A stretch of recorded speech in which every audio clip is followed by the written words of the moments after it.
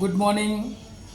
Today 26th August 2026 Wednesday Wisdom of Word of God morning ડિવોશનમાં આપ સર્વનો આવકાર કરવામાં આવે છે અને પ્રેમી સલામ પાઠવવામાં આવે છે. આજે સવારે આપણે નીતિવચનોના પુસ્તકમાંથી એનો 17મો અધ્યાય અને એની ચોથી કલમ ઉપર પ્રભુના વચનમાંથી ટૂંકું મનન કરવા માગીએ છીએ. અને પ્રભુનું વચન આપણને આ પ્રમાણે કહે છે, દુષ્કર્મી દુષ્ટ હોઠો પર લક્ષ આપે છે અને જુઠ્ઠો નુકસાનકારક જીભ તરફ કાન ધરે છે. એનઆઈવી બાઇબલ પ્રમાણે Proverbs chapter 17 verse 4, a wicked listens to evil lips, a liar pays attention to a malicious tongue. આજનું જે વચન છે એ આપણને જો એક થીમ અથવા મુદ્રાલેખમાં જોઈએ તો સ્પીચ મેલેસિયસ એટલે કે નુકસાનકારક વાણી.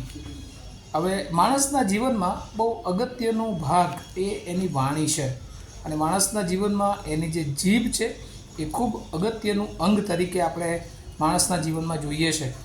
ઈશ્વરે જે માણસને વાણી આપી છે અને હંમેશા ઈશ્વર અપેક્ષા એવી રાખે છે કે ઈશ્વરની એ આપેલી જીભ, એ શબ્દો, એ વાણી દ્વારા ઈશ્વરનો મહિમા પ્રગટ કરવામાં આવે.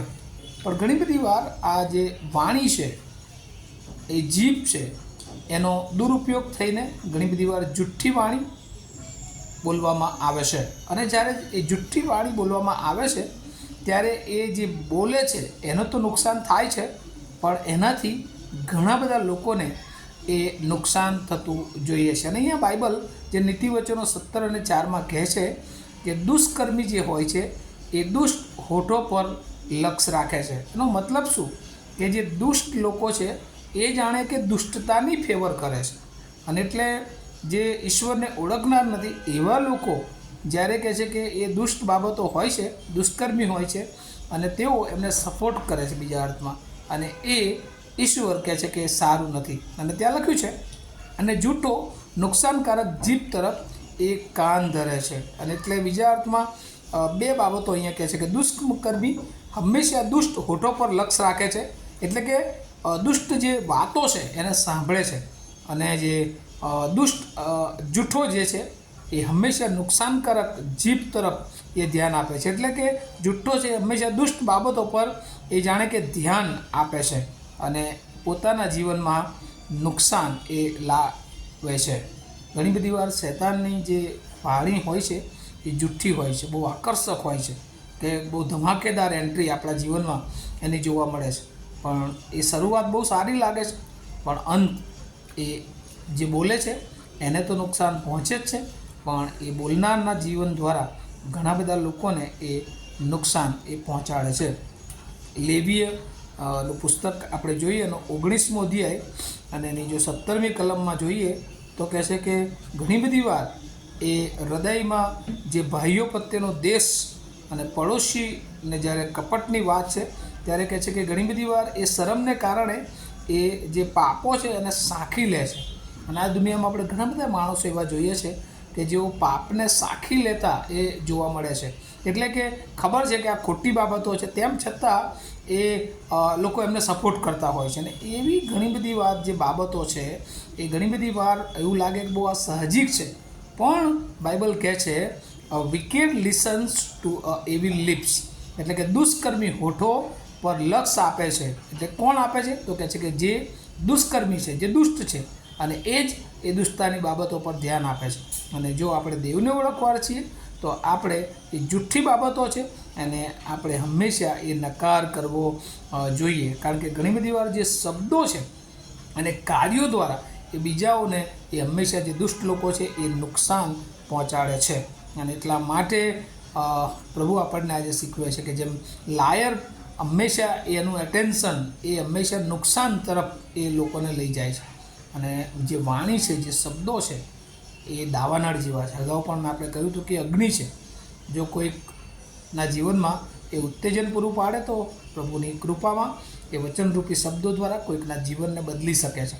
પણ જો એ કોઈકને જુદી દિશા તરફ આગળ લઈ જાય, શૈતાનની વાણી ઉપયોગમાં આવી જાય તો ઘણા બધા જીવનો એ નુકસાનમાં અથવા નાશ તરફ પણ એ લઈ જઈ શકે છે. અને એટલા માટે ઘણી બધી વાર આપણે એ જોઈએ છે કે જે શૈતાનની બાબતો હોય છે ને ઘણી બધી વાર એકદમ જ્યારે કોઈ ફોક્સ જે લાઇટ આપણે રસ્તામાં જતા હોય વાહન લઈને અને આવે છે ત્યારે એકદમ બહુ ભયંકર અજવાળું આપણને જોવા મળે છે, પણ થોડી વારમાં પછી આપણી આંખોને એ આજી નાખે છે. એકવાર અજવાળું બહુ સારું લાગે કે બહુ સરસ અજવાળું દેખાય છે, પણ થોડા વખતમાં એ પછી આપણી આંખોને એ અંધારાનો અહેસાસ કરાવતા હોય છે. અને એવું જ શૈતાનનું હોય છે એ વાણી, જૂઠું બોલવું ને એ બધી બાબતો આપણને એવું લાગે કે આપણે કોઈકને જૂઠું બોલીને ફસાવી દઈશું, પણ યાદ રાખીએ ઈશ્વર એ દરેક બાબતોનો જાણકાર છે.